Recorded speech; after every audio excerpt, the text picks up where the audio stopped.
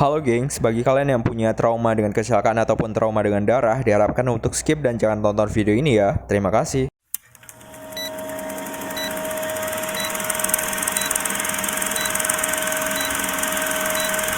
Pantesan di sekitaran itu gua ngeliat bahwa sisa-sisa darah itu berhamburan di mana-mana.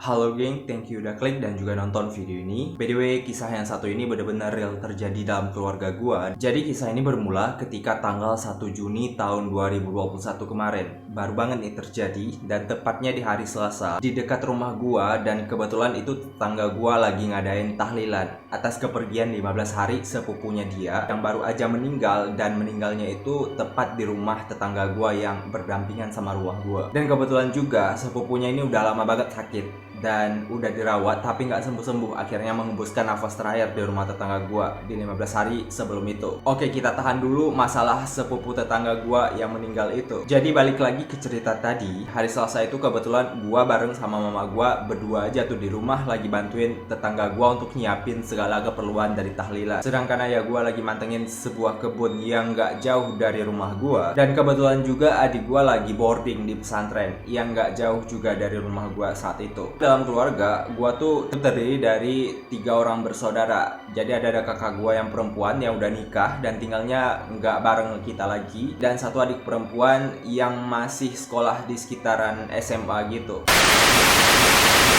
Oke, sambilan kita ngeberesin rumah tetangga tadi untuk keperluan tahlilan, ya seperti biasa kayak ada acara masak-masak, kemudian persiapan untuk tempat-tempat dan sebagainya. Tiba-tiba tetangga gua yang laki ini ngabarin kalau misalnya ada sebuah kecelakaan yang benar-benar tragis terjadi dan gak jauh dari rumah gua. Ya ngedengar kabar itu, kita semua kayak kaget banget dan langsung ke TKP dan ngeliat dari kejadian tragis yang menimpa dari seorang pekerja yang kebetulan pekerjanya itu inisialnya Bang M, kita panggilnya. Dan kebetulan juga Bang M ini nginap di rumah sepupu gua. Sesampainya di TKP, orang-orang udah pada berkumpul nih. Ada yang histeris, ada yang nangis, ada yang kayak ngerasa ketakutan. Gua langsung bawa mama gua untuk ngecek ke lokasi. Nah, sesampainya ke rumah sepupu gua, dan kebetulan ada mertuanya dia. Kebetulan sepupu gua ini udah nikah, dan dia ngejelasin kalau misalnya kejadiannya itu nggak jauh dari rumah sepupu gua dan hanya berjarak sekitar 500 meter gitu. Gua ngelihat jelas kalau misalnya ada kerumunan orang-orang di dekat dengan jurang yang terkenal tuh angker banget akan kisah-kisah mistisnya. And finally, gua bareng mama gua ngecek ke TKP di mana tempat orang-orang berkerumun tadi, dan sampailah di sana gua ngelihat sebuah mesin pemotong padi udah kejungkir balik ke dalam sebuah jurang yang bannya itu udah ke atas, dan beberapa bagian dari pemotong padi ini tuh kayak rusak parah banget. Dan yang paling angkernya adalah ada sebatang pohon pinang yang kayak kelindes banget sama itu mesin pemotong padi, dan katanya badannya Bang M, yaitu korban dari kecelakaan ini, tertimpa di bawah sana. Setelah tertimpa dari sebatang pohon tadi, mesin pemotong padi yang jatuh itu kembali menimpa badannya Bang M. Wow, ngeri ya.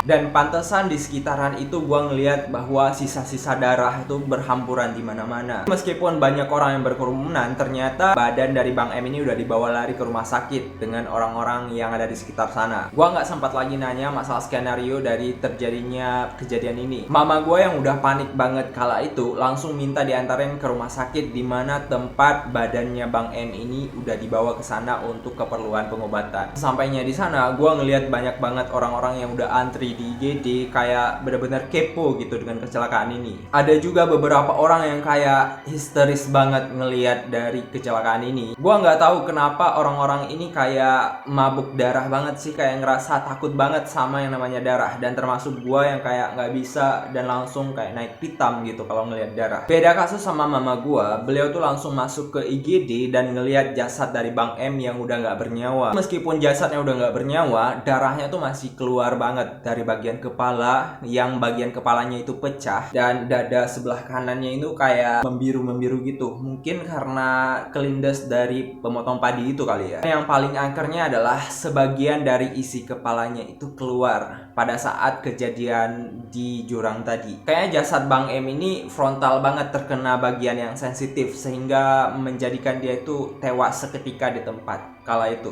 Oke, setelah ngeliat dari jasad Bang M yang udah nggak bernyawa lagi, akhirnya mama gue tuh kayak rembuk bareng sama mertua abang sepupu gue. Dan setelah dirembuk, akhirnya diputuskan bahwa jenazah dari Bang M ini nggak dibawa langsung ke rumahnya dia, yang jaraknya itu sekitar 250 km dari rumah gue, atau sekitar 6 jam perjalanan gitu. Ya, orang-orang di sekitaran rumah gue termasuk mama gue dan mertua abang sepupu gue mikir juga, gak enak juga ya kan, udah perjalanannya selama 6 jam ke rumah tempat dimana dia bakal disemayamkan, terus ngerasa gak enak juga karena kejadian perkara ini terjadi di kampung gua dan mayatnya itu nggak dikafani dan juga nggak dimandikan terlebih dahulu. And finally, setelah kita negosiasi sama kepolisian dan juga aparat setempat, akhirnya diizinkan kalau misalnya jenazah dari Bang M ini dimandikan, dikafani dan disalatkan seperti mayat-mayat biasa. Dan akhirnya kita bertugas untuk mengurus dari jenazah ini. Oke, dari kejadian tadi sekitar 1 jam waktu berlalu, akhirnya sekarang itu jam 12.00. Dan di waktu itu jenazah Bang M dibawa pulang bareng ambulan. Kebetulan mama gua langsung naik ke ambulan karena memang nggak ada lagi orang-orang yang berani naik ke dalam mobil ambulan untuk nemenin jenazahnya Bang M. Sendirian kan kasihan. Enggak lama setelah itu akhirnya jenazah Bang M itu sampai ke kediaman dari mertua sepupu abang gua. Maksudnya sepupu gua. Sesampainya di sana, gengs, nggak ada yang mau kayak nyambut jenazahnya Bang M. Semua pada mabuk darah. Dan gue salah satu orang yang benar-benar kayak ngangkat dari mobil ambulan untuk ditaruh ke tempat penyucian terlebih dahulu sebelum diangkat ke tempat peristirahatan gitu. Nah, aneh banget, orang-orang bahkan laki-laki yang di sana tuh kayak takut banget sama darah, dan juga bagian kepalanya Bang M ini kayak benar-benar mengerikan sekali kan. Dan kebetulan saat itu ayah gue belum balik, akhirnya gue ngebantu untuk ngeberesin dari bagian pakaian dari Bang M ini. Dan ada kayak sejenis imam, bukan imam sih, kayak pengurus jenazah dari desa tetangga tuh dijemput untuk ngurusin jenazah dari Bang M ini, karena kebetulan saat itu ayah gue belum balik dari mantau kebun gitu. By the way, untuk informasinya di sini adalah gue bareng mama dan juga ayah kebiasa nih, memang setiap kali ada jenazah ataupun orang meninggal di kampung,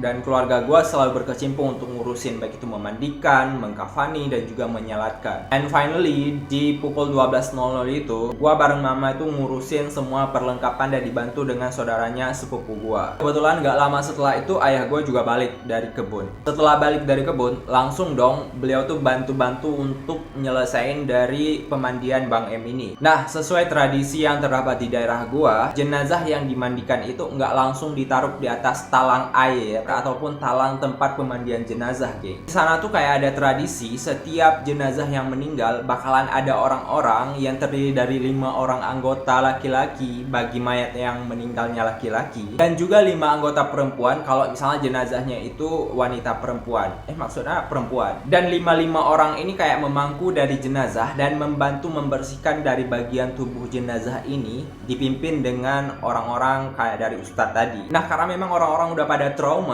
dengan darah dan juga bagian tubuh Bang M yang udah gak sempurna, dan bahkan ada bagian isi kepala yang keluar, akhirnya susah banget nih cari untuk orang-orang memangku dari jenazahnya Bang M. Dan orang-orang juga berpikir bahwa buat apa memangku jenazah yang bukan saudaranya dia, egois banget ya kan. Tiba-tiba nih ada orang yang kayak nawarin diri untuk menjadi pemangku jenazah, yang bahkan orang ini tuh jarang banget untuk bersosial kepada orang lain, dan tiba-tiba dia punya hajat demikian. Ya udah, dikabulkan lah. Karena memang dalam keadaan darurat, akhirnya kita persilakan orang ini dan bareng dengan orang-orang laki-laki lainnya untuk kayak mangku jenazah ini. Nah, ceritanya gue lagi di luar rumah sepupu gue, dan di dalam itu sebenarnya ada kejadian aneh. Sesaat sebelum mayatnya Bang M ini diangkat ke tempat pemandian, kan banyak banget nih kain-kain yang sisa berlumuran darah gitu. Nah, ada orang yang kayak meminta dari bagian kain berdarah ini kepada mama gue agar tidak langsung dikuburkan dan dibakar. Dan mama gue bilang kalau misalnya kain ini tuh nggak bisa dipermainkan, ya kan? Apalagi kalau berdarah, ini bakalan angker dan mengganggu banget. Sontak intonasi dari mama gue ngomong itu benar-benar kayak membentak banget sih, karena memang dalam keadaan panik dan darurat. Nah, si orang yang nawarin diri untuk menguburkan dan melarang untuk dikuburkannya kain darah ini dikuburkan, dan kebetulan orang ini adalah orang yang nawarin diri kepada ayah gue dari jenazah yang akan dimandikan ini. Jadi ada punya relasi antara dia minta untuk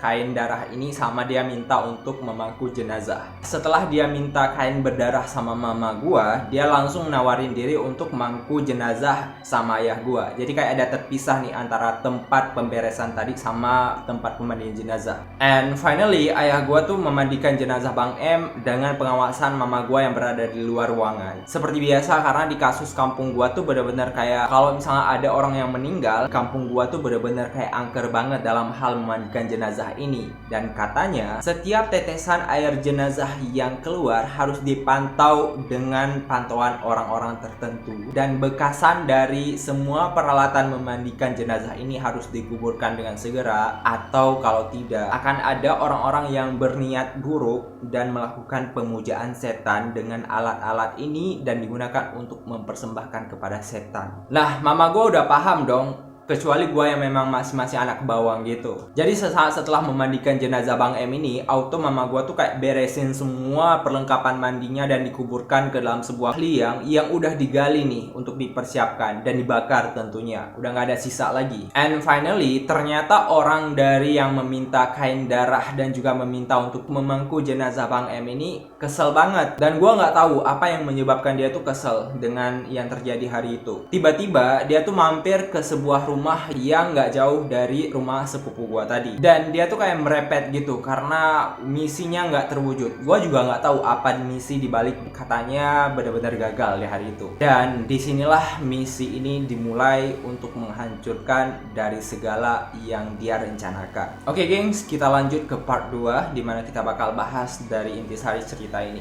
Next.